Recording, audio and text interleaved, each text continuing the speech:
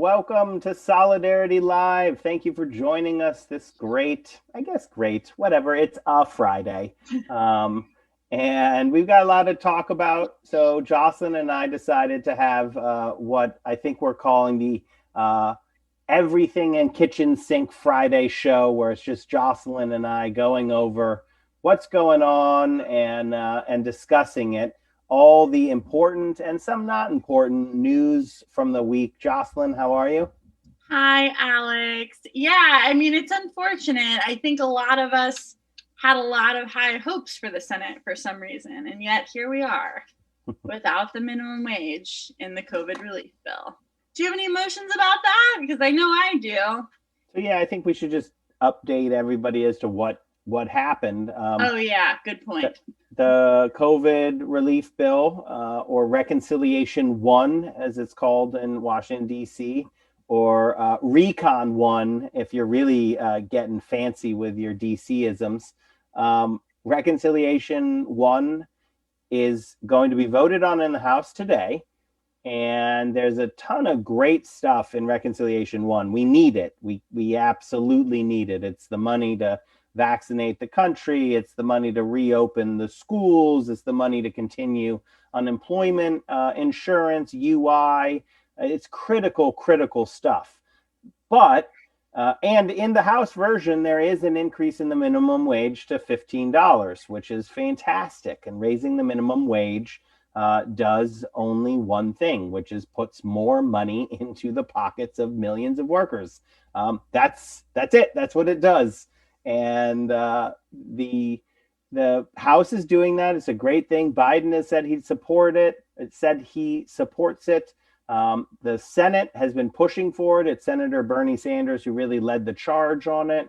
And the process that they're using in the Senate called reconciliation, which allows them to just do it with 51 votes, it allows this unelected position called the parliamentarian to rule what is allowed and what is not allowed in a process which is called the bird bath, because everything super annoying in DC has to have a catchy little name, named after the senator who created it all, Robert Byrd.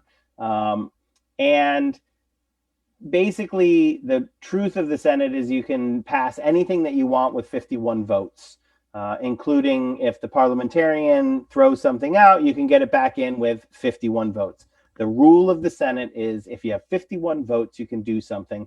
But we do not have 51 votes because Senator Manchin and Senator Sinema, for whatever their reasons are, do not want a $15 minimum wage. They do not want to overrule the parliamentarian on it. So as of right now, the $15 minimum wage seems to have been killed by the Senate parliamentarian. And, we were talking about this in the pre-show. There's so much to discuss here. One, why is this a thing?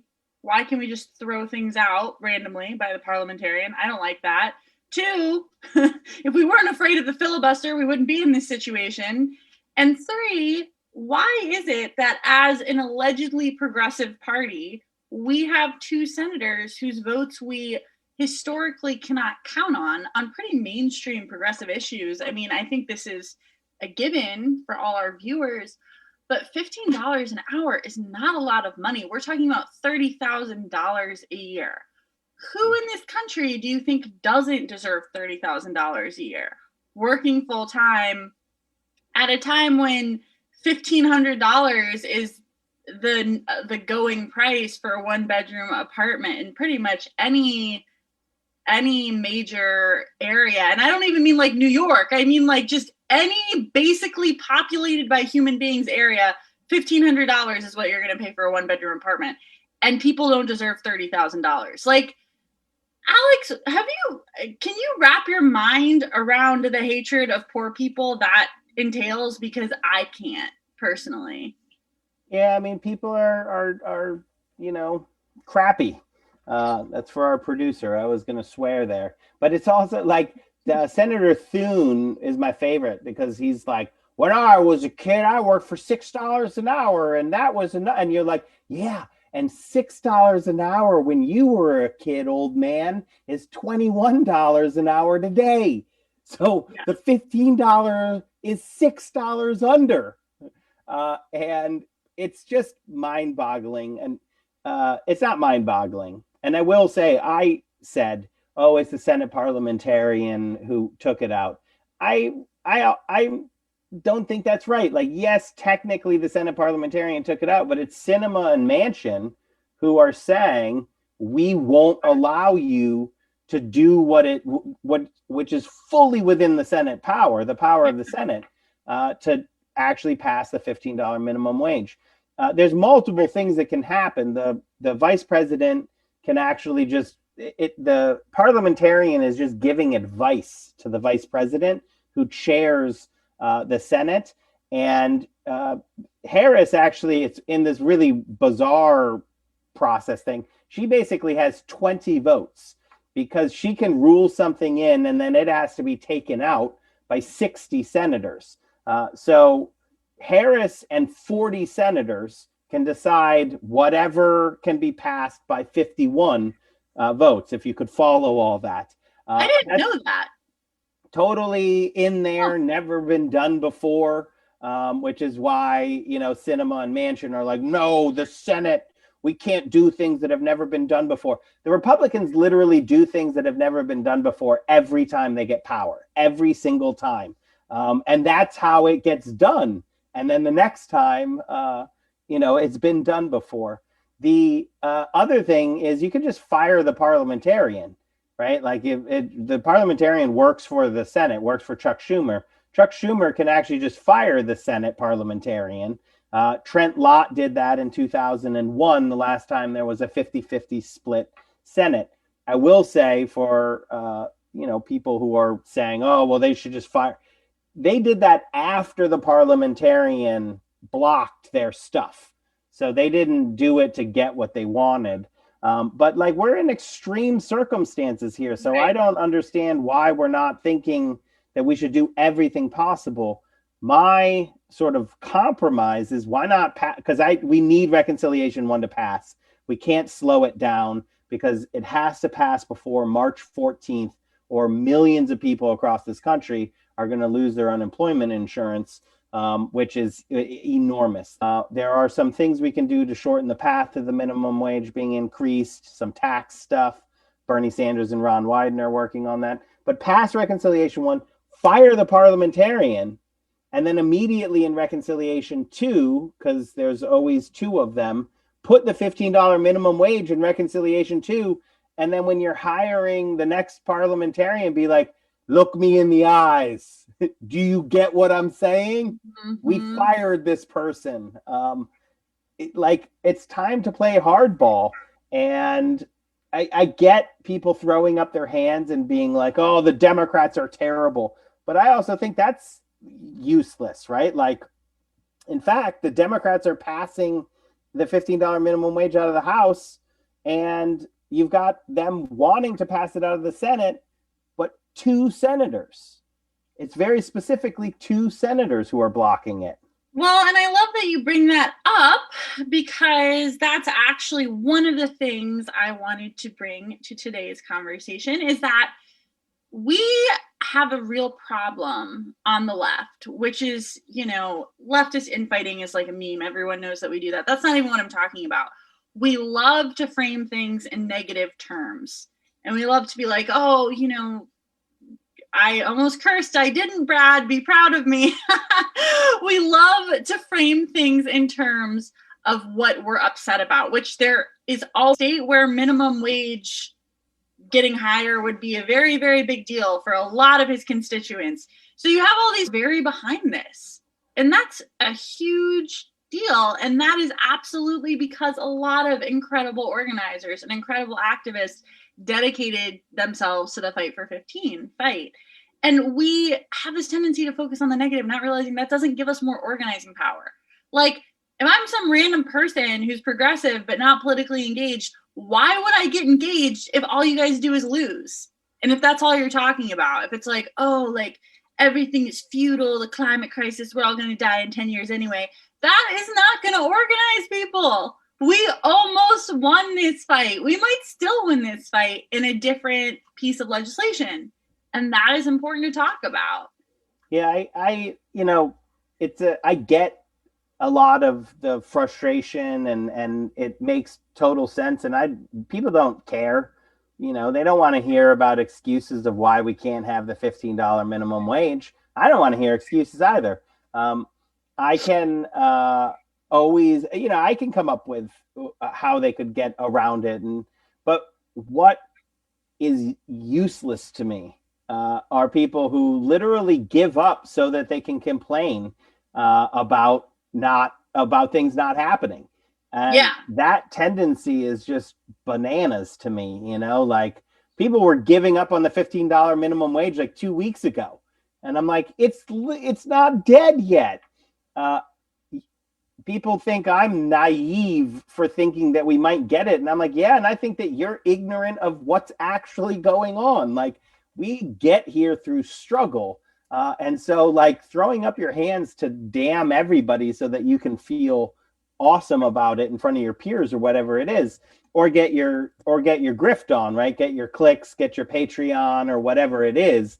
If that's what's motivating you, it's gross to me. I want to win the $15 minimum wage. I want to win things, and I have a history of winning things, and it's oftentimes ugly how you actually get things done, but you definitely have never gotten anything done by throwing your hands up and giving up. So, like, we need to, on the left, have a much better ability to focus our energies in a strategic manner. And the Senate and the House, they need to do a better job of engaging with the grassroots as well, because, it has to be everyone pushing. I'm going to bring up Mr. Potato Head now, but we can save the discussion for a little bit later. Like, if you want to see what I'm talking about, just the Republicans, climate change just brought Texas to its knees, The state almost went black, the power out in the entire state for months if the grid had gone down. My understanding is when the grid is lost, from Tom Matzey, who runs an energy company, to get it back online can take months. That climate change almost brought Texas to a blackout for months. And immediately, the Republicans and the right wing were like, the windmills and the Green New Deal are what did this. And then they all were on board and they were just hitting it. And do you know how strategic that is? Like, they took the evidence for the Green New Deal, for moving towards a sustainable energy future, which is Texas, the most oil-drenched fracked state in this country. North Dakota would win on fracking, but oil and fracking, the shale, the shale gas, the methane gas that they're pumping in Texas, run by Republicans. It's as dirty energy as you can get. And they actually have a significant portion of people believing that, in fact, it was the windmills that did this. And so the discussion is not, hey, climate change is real, we should get people off of dirty energy as fast as possible. And then the Republicans are like, no, we shouldn't get people off of dirty energy as fast. The Republicans are saying it's the windmills, and the Democrats and the left are saying, no, it's not the windmills, right? And right then, they already won. We're not arguing for what we want anymore. We're repeating their talking points for them. And it's just, how does that happen? Like, why do we not learn? It's like Lucy in the football. We have to, well, I guess Charlie Brown we're Charlie Brown in this scenario. We have to learn to articulate in a coherent, redundant way what it is we want and what it is we're fighting for, and to not waver from that and not get distracted and not repeat their talking points for them. Like, I love that you bring up Texas and the climate crisis. We should not even be engaging with climate denial anymore. Like, the fact that we are, or any version of it, is insane to me. We have the United Nations releasing reports about how oh, even that we have 10 years thing was generous. Like, we don't have any time. Our energy should be coalescing around what we want. And what we want is comprehensive reform for in response to the climate crisis now. What we want is children out of cages. What we want is Texas to not be brought to its knees because of profit gouging energy companies. We need to focus on the things that we are fighting for and just not and block out the rest, because that is how you win people over.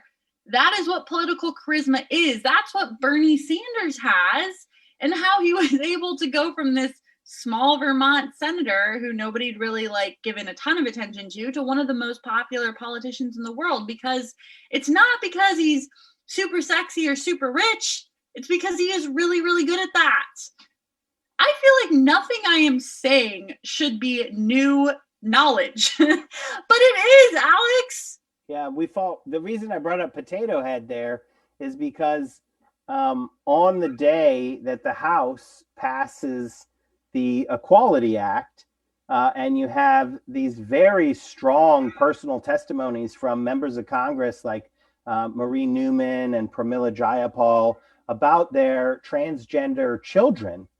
And it's a really powerful thing that's going on. The right wing were able to just zoom in there, skew what's going on away from what was being accomplished in the House passing this bill and why. And they made it all about a fake. So this is what they do. It doesn't even have to be real for them. Their propaganda apparatus is just massive. So I will say we are outmatched with their propaganda message. But they took a very banal announcement from Hasbro that Mr. Potato Head was going actually now Potato Head, because they were adding a child to the Potato Head family, so that potato heads would come with a Mr. Potato Head, a Mrs. Potato Head, and then a little potato head, and all of these pieces that you could put on. My kids have them. They mix and match, the lipstick with the cowboy hat. That's cool. But they took this announcement and they said that this was about creating a non-binary transgender potato head. Right-wing hate radio was just all on this all day yesterday.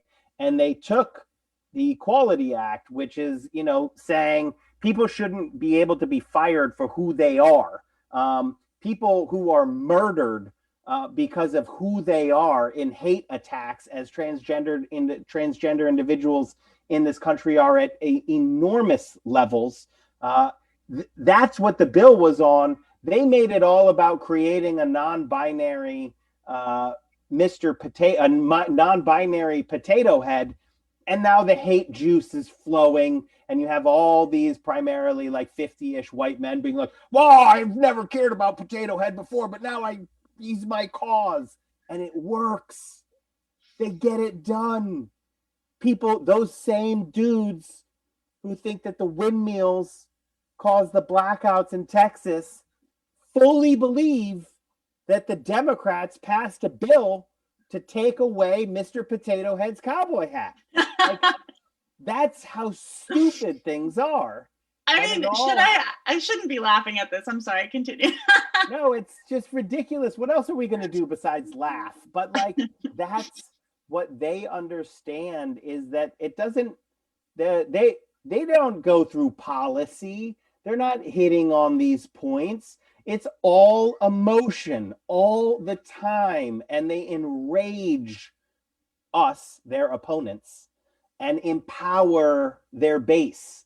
That is the dream scenario there. When you're pushing for something, you don't try to figure out like, hey, this guy who's been injecting Rush Limbaugh directly into his brain for 30 years, I wonder how he feels about my policy. Like, no, we don't wonder how he feels about our policy. I want him to be angry. We're still going to increase his wages if he's a minimum wage worker. but like we need to empower our base. We need to get out there and get people rallying around what we're fighting for. And that's just, it's missing right now. Well, first of all, I just want to say that All Emotion All the Time is the name of my book. So thank you, Alex, for bringing that out.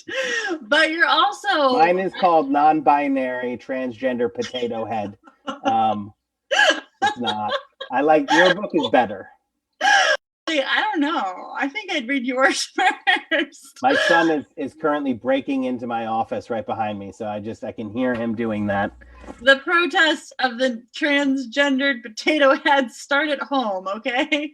Yeah, I think, where do I even want to start with this? Okay, so first of all, I think it's really important that we on the left acknowledge that we do have a problem. We tend to be smart, intellectual, thoughtful, sort of give us a lot of credit, but we tend to make our arguments, like you're saying, Alex, with this part of our brain. We're like, well, you know, as you can see, the data of the climate, and so we got to fight the climate change. It's like, no, the reason we want to fight climate change is because we don't want to die. And that's where our arguments need to be coming from.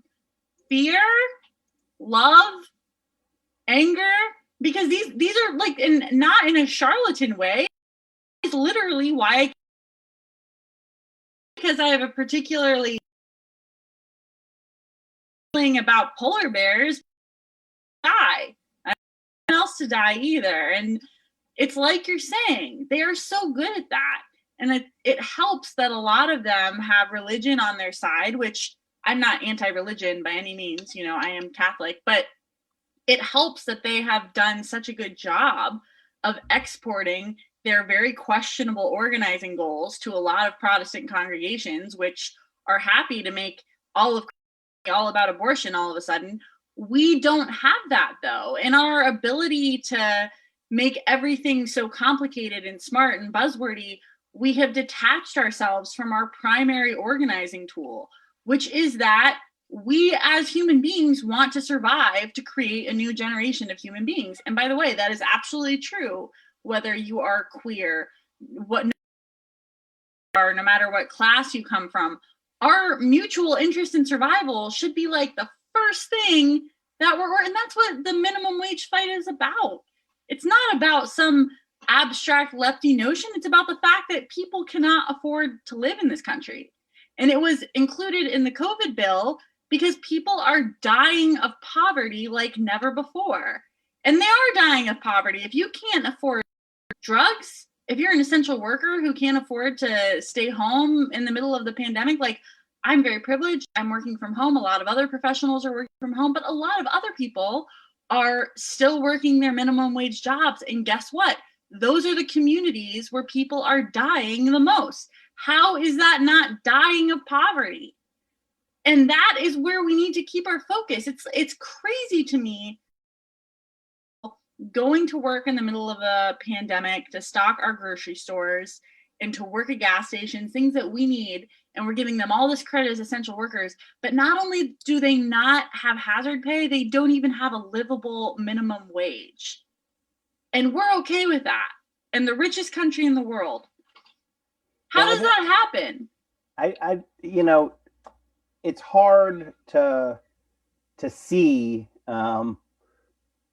you know, the richest country in the world, and Texas was just without power for, you know, 42 people died in Harris County alone, froze to death.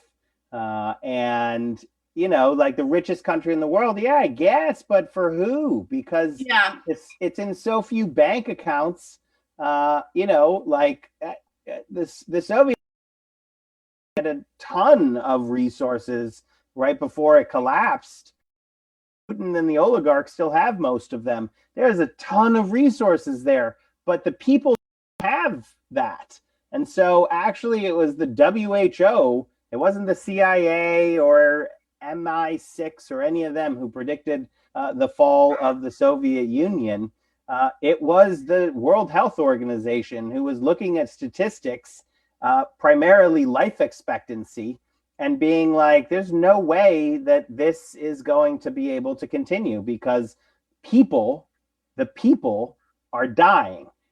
So it doesn't matter what kind of flash advertisement you can put on at the Super Bowl. If people are dying because your structure is crumbling, that is what's going to actually happen.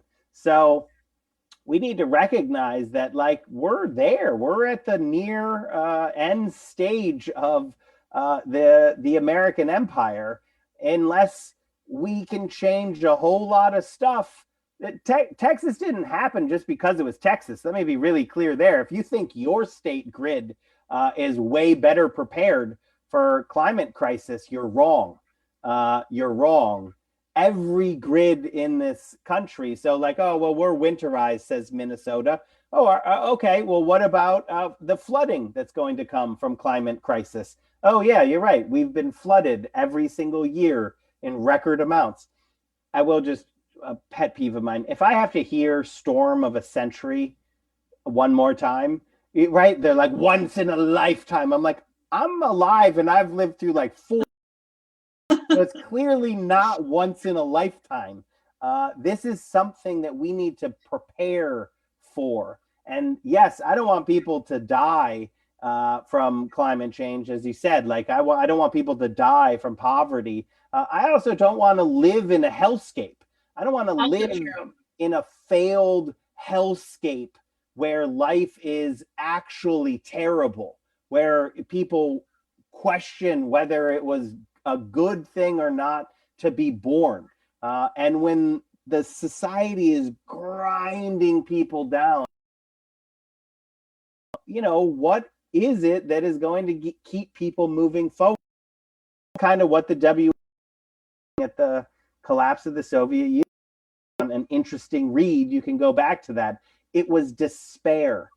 That was their fundamental, like, was they looked at the consumption of vodka, cigarettes, and the life expectancy plummeting through suicide. And then after you read that, I want you to do something. I want you to look up the levels of alcohol, cigarette, and drug consumption for the last 5 years, and you'll find a very picture. Despair. And you can off of it for so long until people actually realize that I love that you bring that up, Alex, but after I recovered from that emotion, it is interesting. Right now, it's kind of public health is focused on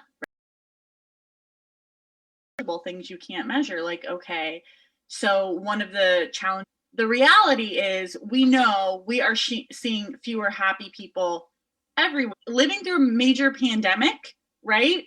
And the way that's hit single people my age in their 20s and 30s are like, wow, does getting married and having kids economical? Like, this is not what life is supposed to be. And we have to, as in a way that isn't fruity, but we have to be harbingers of emotional healing, because done is not just make people believe, not just as a country, but as a human species. The first thing we need to get back to financial freedom. It's our belief that we as human beings are entitled to a certain type of family or whatever that is. You receive a just amount of compensation for that and have the things you materially. Importantly there, and I think you're describing it, but to just name it, you have to be able to believe who anybody is. It's hard. It's harder for some than others, but see any time that I can get to, we're at a sort of event horizon where it's just with these things, and they're getting shorter and shorter and shorter, and future, about the existence of the future. And if we can't change that, then it is try to live on your own island surrounded by armed guards, right? Like, that's what the plutocrats are. When they're talking about politics, to include all the social scientists, because we're not political theorists love to talk about, like, oh, like these structures. No, like, the politics is about people, right? It is people on a broader scale. So, when you like have all these people writing these books about dating, like, wow, people are so cynical now. They're so, they're so hedonic. They don't want relationships. Really? Is that what's really going on? Or is it the case that in absence of a meaningful ability to create a materially adult future, people are more cynical. People are more wary of making deeper emotional investments. Because if you talk to people, nobody's happy about that. They've done all kinds of surveys around this. My generation is having less sex than our parents. Geez, like that's depressing as hell. So there's this image. Sorry, was that a cuss word? I don't know. It's a location. But it's really interesting how Wait, we talk. hell? Are you literally saying hell is definitely not a curse word? Thank you. Yeah, no, not at all. You gotta it's watch a geographic place according to Dante. You gotta watch the Lenny Bruce, George Carlin sketches. That's how the law is based. Oh, really? Okay, that actually sounds great. But so we have this social picture of the Zoomers and the millennials. They've been going hard for Gen Z lately as these like cynical, spiritually empty people, and are totally missing the world we have given this people to become adults in. My siblings are all Gen Z. I'm the oldest by like a lot. And they are all like 18, 19, 20 right now. Imagine your first year of college sent in your parents' house being on Zoom. Like you don't get your freshman year of college back. I think so. Something that I'm working on at Social Security Works right now is a Zoomer Boomer alliance that I really am trying to pull off. Millennials and Gen X. I'm actually an X millennial, a zillennial.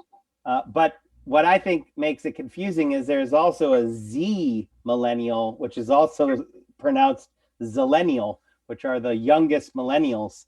But the Zoomers as a cohort right now are the ones that make, to me, it's not like I'm a great ethnographic understanding of them, but like a lot of it is eschewing the stuff that we're just exposing as BS here, right? Like it's saying like, well, I'm not going to really buy your construct of what I am supposed to do because like, I don't know, I watch you guys do what you're supposed to do and it doesn't seem to be doing that awesome. So maybe I'll try something different here. And, we talk about this a lot. I am a huge, I definitely, I think I was ageist earlier in the show against Senator Thune. And, we're all not perfect. I make mistakes and I apologize for them. I am really against intergenerational strife because it's not the boomers who did something. It's the rich people. It's the rich in that cohort who started stratifying society in an oligarchic way. And in fact, the boomers, they did get a golden age, and it was born out of struggle when you had huge union density and high wages, and family could be fed and housed with the wages of one worker. Like Senator Thune being like, I made $6 an hour when I was a kid, and you're like, sweet.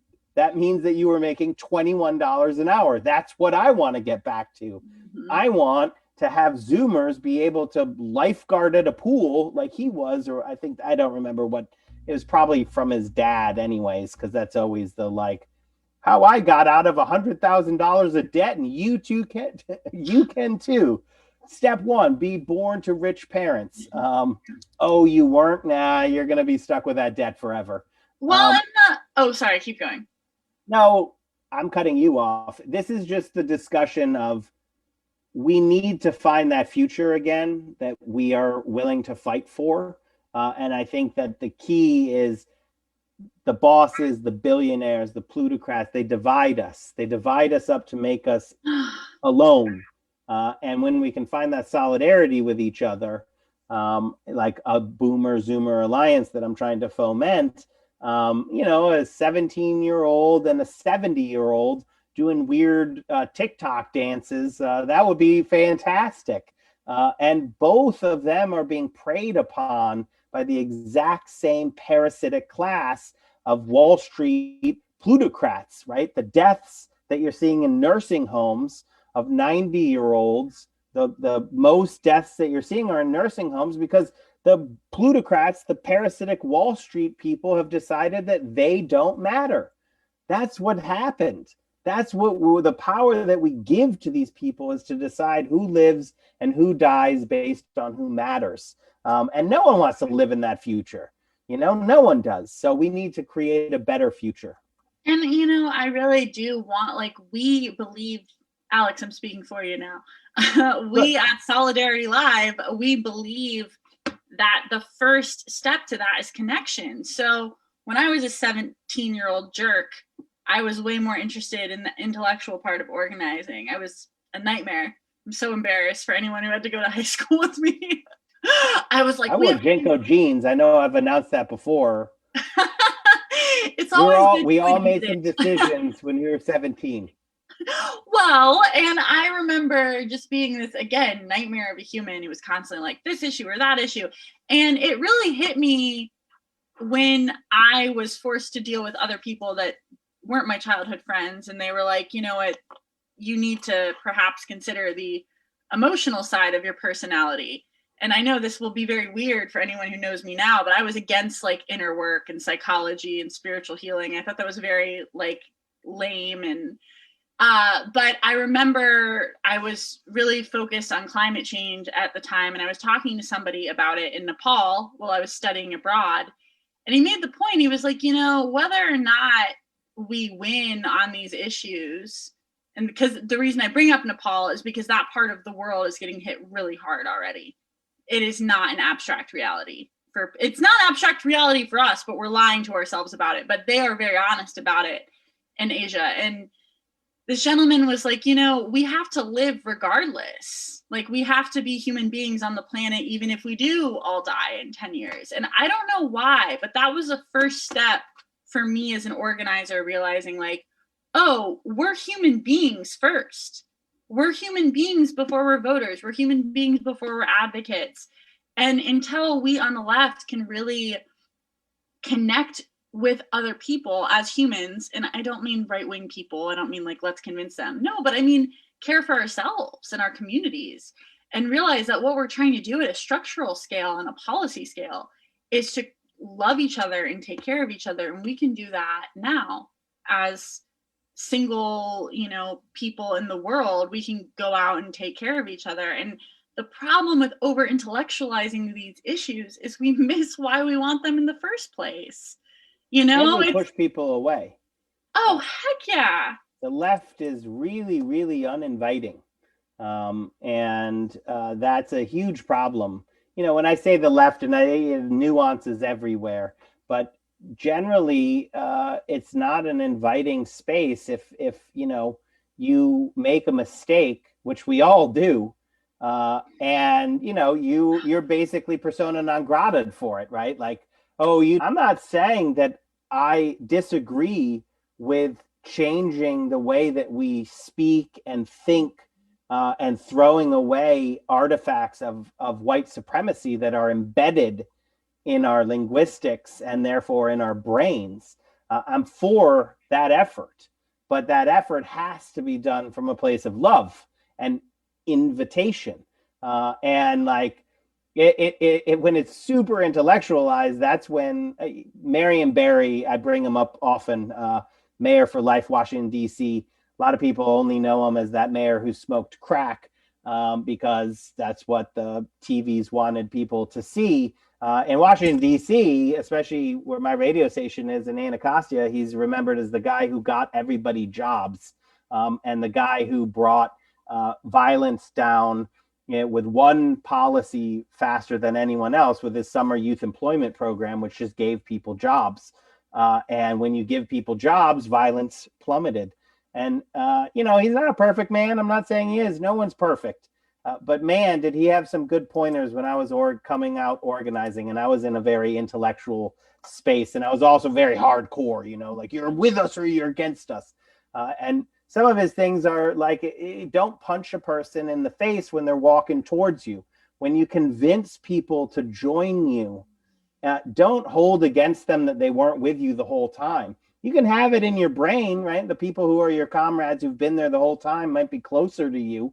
But when you convince someone to join, to come to your side, don't punch them in the face on the way over. And very relatedly on the left, what we often do is we turn and we punch the person in the face who's closest to us because we can reach them, right? So it's a very, if you study history, it's also the history of the early Christian church and the history of many things where you're looking for heresy, you're looking for heretics, and you're going to, make an example of them. You're going to call them out and destroy them. And the whole time that the left are punching each other in the face, literally the fascists are right over there, our opponents. So we're standing this way, aligned against opponents over there, but we're fighting heresies on our side. And that is stupid. That is how we fracture power. And that's how we allow fascism to take over. And I'll end my diatribe with the thing that worries me is what we have right now is not wonderful. This barely beat out Donald Trump's like pure trying to overthrow democracy, cross the Rubicon, armed, trying to armed violent takeover of the United States of America. We barely eked it out. We have a 50-50 Senate split. We have a 5-person majority in the House. And, the alternative to this is actually a smarter, meaner Donald Trump fascism forever.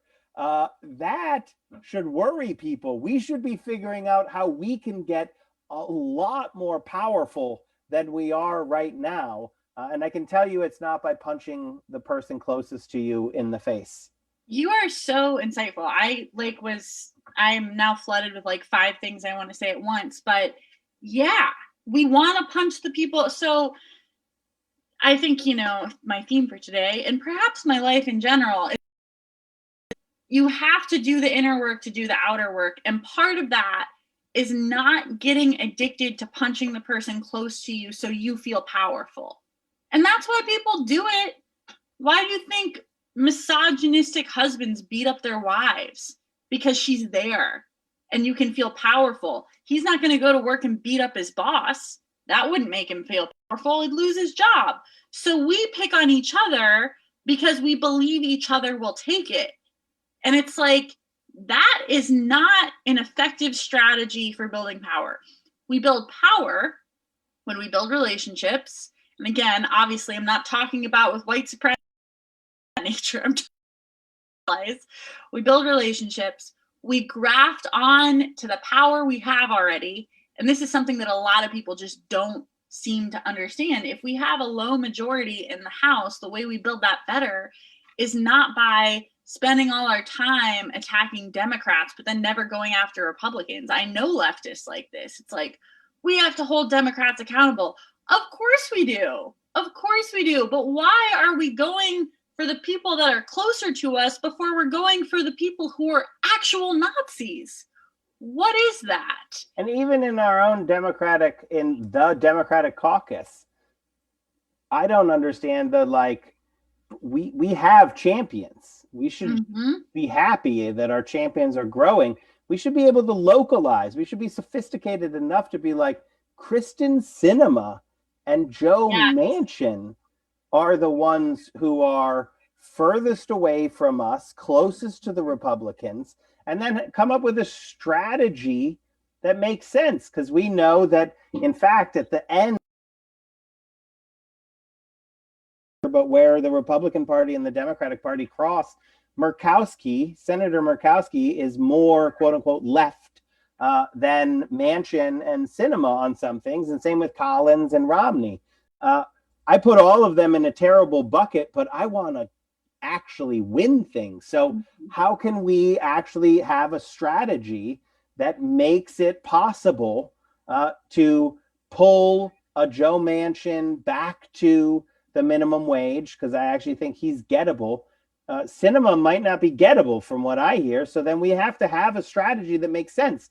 And throwing your hands up and throwing the whole thing out doesn't get us anywhere. We have to build a popular movement for it. And that's what Fight for 15 was and is a popular movement demanding this. I mean, we were there when $15 minimum wage was out of the room, right? Remind ourselves, we got here with a popular movement, and crumbling that movement right now, I think, is the most dangerous thing that can happen. And the reason I think we're talking about it right now is in the face of the reversal on the minimum wage. We can't just fracture into infighting and just give all of our power away, because the bosses would love that. The plutocrats would love that more than anything. They actually invest all sorts of resources into hearings and things that will just slice off some leftist support to useless third partyism. I'm not against third parties. I'm against useless third partyism, which just increases the right wing power, and also to get people to give up. So strategy is punch the squad members in the face in order to get a progressive goal. You're wrong. You're being led down a garden path. That's the game. You empower your champions. You don't have to trust any politician. I don't trust no politician. Not one of them. They're all politicians. It's means to an end, which is to try to get policies to create that future that we want to live in. Strategy has to make sense. You have to have a string of if-then statements that get you to that policy goal. If I do this, then I will do this. And if I do, right? Strategy. That's what we need. We need people to understand that aspect of the game. So I don't know. Key to me is remembering that the parliamentarian didn't do anything. The parliamentarian was just the thing. The Senate can do any 51 Senate votes for. Where we are today is that means that every single Democratic senator and independents who vote with Democrats has to vote for something, and the vice president has to come in, and that's how you get 51 votes. And in the House, there are five. You can lose 5 votes on, and then it goes. So we need to really organize a popular movement to demand. It's razor's edge all the time. Have a popular movement and strategic, or they're going to come roaring back, and their big lie is the stab. Right? Donald Trump's going to speak at CPAC this Sunday, and he's going to say that he won the election. Him. Remember, they believe that the Democrats have to take away Mr. Potato Head's cow. They believe that windmills caused the blackout in Texas. They believe that Donald Trump won the election. We have to remember who we're fighting here. Well, and yeah, along with that, what we're fighting for. Yes. I know I've said this 7 times now, this show, but we have to all take a minute with our journal or spiritual leader or whatever works for you, and really believe you deserve a future with a living wage. You deserve a future where you're not worried your kids are going to get up in their public school. You have to believe you deserve these things and then fight for them, because a lot of us don't believe it. We've been gaslit and Stockholm syndromed. I talk to women, it's something I'm very passionate about. I'll talk to women my age about how much money they make and be like, I deserve to make more money than that. People get defensive. We have internalized this shame-based notion that we don't deserve health care. We don't deserve a dignified old age. We don't deserve a planet that's falling. And, is partially, and it's partially self-hatred. Because we have a system which is profited off us hating ourselves, and then as an extension, hating each other very, very, very long time. Because, you know, people who don't care about themselves are incredibly easy to manipulate and profit from. That's literally what cigarette companies do. They say, we'll charge you 10, 7, $15, depends on what state you're in, for something that's going to kill you. You're going to give us money and then you're going to die. And people are like, obviously there's a more chemical element to that. And I'm not going to say I've never smoked a cigarette. I'm just trying to make a joke. That is America right now. You look at Texas, not only have people been freezing to death in their cars, the energy companies are swooping in with high power bills. Mm-hmm. Fortunately, it looks like people are organizing around it like, okay, we're not going to pay that. But about how crazy is what ruined these people's lives, and in some of these cases kill them. And now they're being charged hundreds of dollars for energy they didn't receive. You know, thousands of dollars. $1,000 bills, the $19,000 bill. And for not energy, right? I mean, that absolutely, there's a few things. That's one of them. The other one is that we don't have enough vaccines to vaccinate the world because we allow the Moderna to pretend like the vaccine.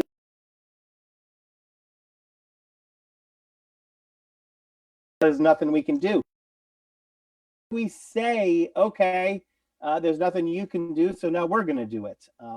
And I don't believe in the good old days. You said it's been happening for a long time, and that's true. But also this experiment that we're currently in, this failed experiment, it's actually only as old as me. It's only 40 years old. That, you know, it's Reagan and Thatcher, and that change, that neoliberal reaction to what was happening is new and really profoundly powerful. But we're at the tail end of that, and now that reactionary neoliberal revolt, that basically the change in mentality there was from we all come together and build a better world to no, we can't. And the only thing we can do is to keep things from getting worse more slowly, right? And then these parasites in Wall Street are sucking all the money out. It used to make sense. People were like, oh, well, that's a bad thing. Us working together can solve that thing.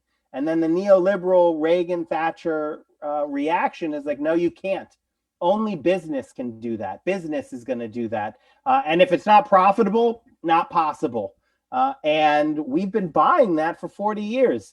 So there's only two paths where we go forward from here. It's fascism, because the neoliberal failure is so self-evident now that people don't buy it. So then you fuse government with industry, and it becomes one, and then you pick an other and you demonize them and blame everything on them. You know, we saw that path with Trump. He was trying to take us down that path. And the other path is it's not more of the same. It's not losing slowly. We have to build a better future. We have to actually say, we can solve this stuff together. When we get together, we are the government, and we say what we do, and we can increase the minimum wage, and we can produce the vaccines to vaccinate the world, and we can build schools. How did the schools get built in the first place? Like, we can do all the things. We can build bridges and roads and grids and all of that. We can spend $10 trillion on infrastructure. Obviously we can. We've done it before. We can do it again. But what we can't do is allow these companies and these billionaires to continue the biggest lie, which is, if it's not profitable, it's not possible. Things don't have to be profitable to be possible. Candy bars should probably be profitable, right? Like, don't build a candy. Doesn't need to be profitable. It could be an investment in our people in the future. I talked all the way to the end of the show, Jocelyn, so you get the final words here. Darn it. I have so much I want to say. That's all right. Luckily, we'll be back next week. And I really do just want to close with, I know this is all overwhelming. I was writing last night about like, what do I want to say today? There's so much to talk about. But I really do think that our first act as organizers is to take care of ourselves and to believe that we can have these things and that they're possible, because we're not going to be good to our communities and the people we love unless we fundamentally believe that, again, to quote Naomi Klein,